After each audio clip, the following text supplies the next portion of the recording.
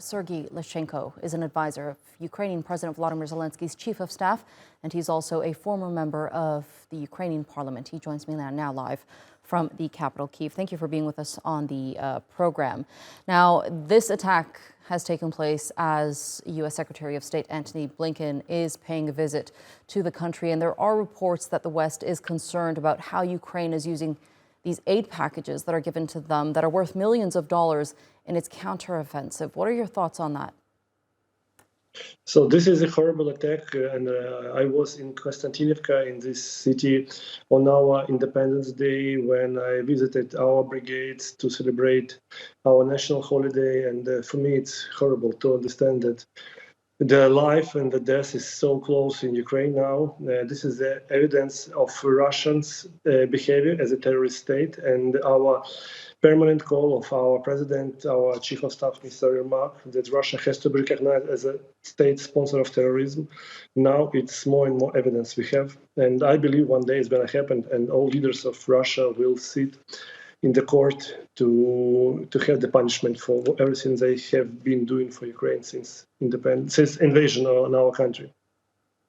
Right, and I do understand that that Ukraine has a new defense minister, Rustem Umerov.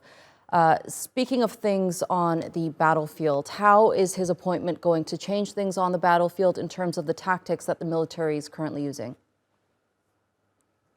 In current situation, we need more weapons, and the same call every time we have contacts with our international partners, that without weapons it will be very difficult to deoccupy our territory.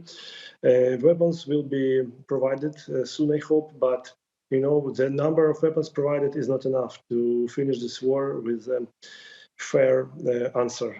Weapons provided by West is a change maker on the battlefield. Russia has nothing to do with this.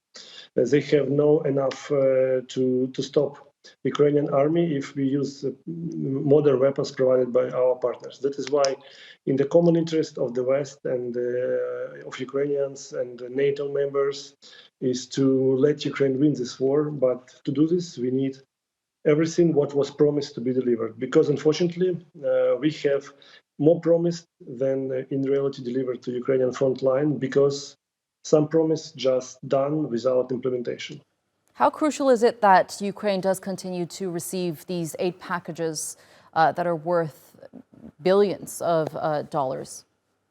It's important, but it's not enough, as I told you, because promise is not implemented in the ground, on the battlefield. When promise is done, after promise done to implementation, sometimes it takes 6 months or even more.